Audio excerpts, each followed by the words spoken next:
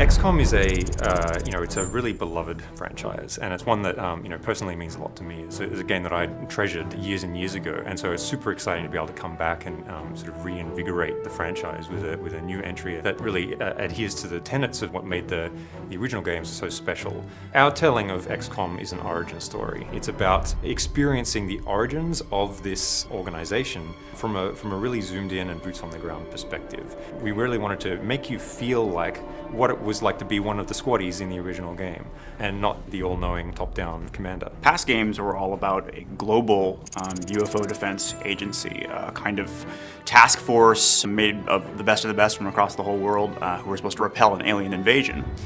In XCOM, our game, which is its own kind of new origin story that follows its own timeline, XCOM begins as a United States federal task force built out of intelligence officers from the CIA and DIA. Their job is to repel an invasion from within the country. They're being infiltrated and they know it.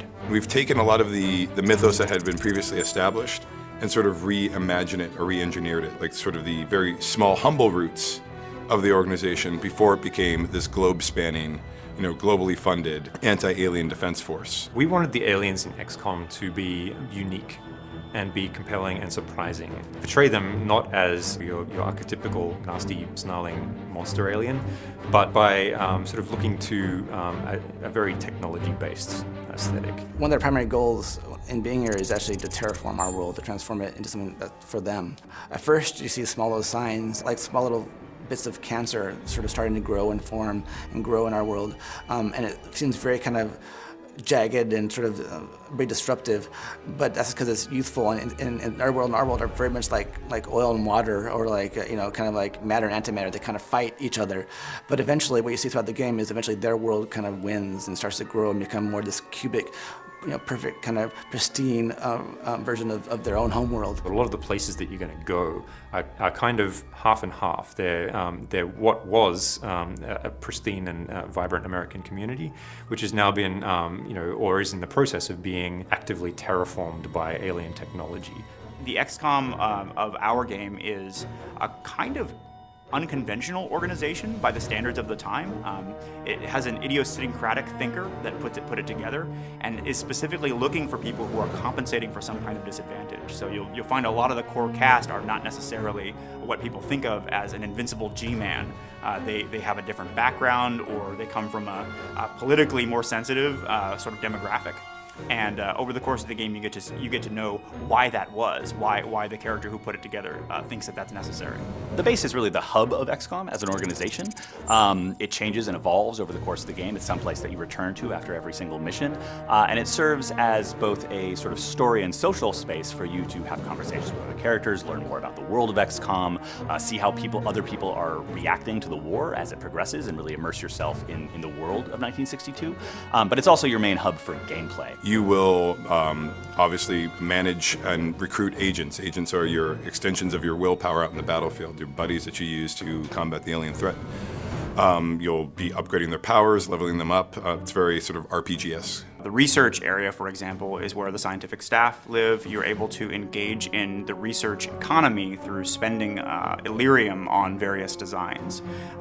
Most of them are based on captured alien technology, and so Dr. Weir helps you understand what the sort of strengths and weaknesses of each of those tools are, and you get to be the one who decides which ones you want to take. Or the map room run by Angela, where you can survey all of the different emergencies that are currently taking place in the US where XCOM might be dispatched. When you go and use the map, it'll be populated with a variety of opportunities, which are the missions that you can go on. Imagine it like an RPG world map, where quests, come and go.